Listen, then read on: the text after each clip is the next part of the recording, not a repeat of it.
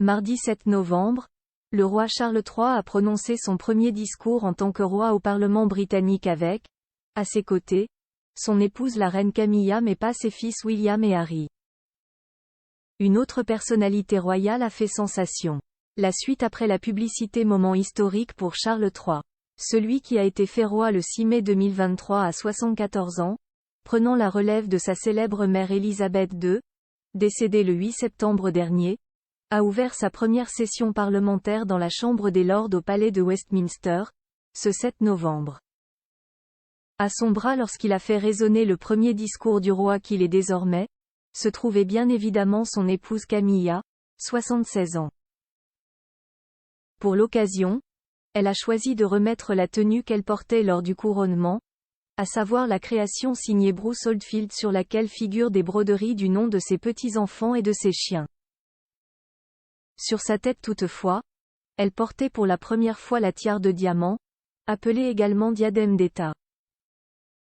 Digne et fier, Charles III a assuré son rôle avec la prestance qu'on lui connaît mais sans ses enfants. On ne s'étonnera pas de l'absence du cadet, Harry, dernièrement remarqué au concert de Katy Perry avec sa femme Meghan, mère de leurs enfants Archie et Lilibet. Le deuxième fils que l'ancien prince de Galles a eu avec la regrettée Lady Diana continue de garder ses distances en vivant de l'autre côté de l'Atlantique, et chaque jour leur éloignement père-fils semble se renforcer. Par ailleurs, beaucoup se sont interrogés sur l'absence de son aîné, William, et de son épouse Kate.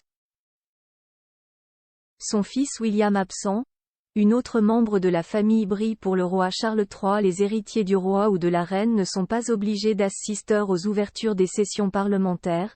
Cependant, Charles l'a déjà fait du vivant de sa mère, la première fois en 1970. Toutefois, ce mardi, l'agenda de l'actuel prince de Galles William était trop chargé puisqu'il a assisté à la cérémonie des Earthshot Prize Awards à l'autre bout du monde, à Singapour. Il n'était pas accompagné de la mère de ses 3 enfants, George, Charlotte et Louis, car elle a souhaité rester avec son aîné qui passait une série d'examens scolaires importants à 10 ans. Pour ce grand événement, Charles III a pu compter toutefois sur la présence de sa sœur Anne, très impliquée pour la monarchie britannique.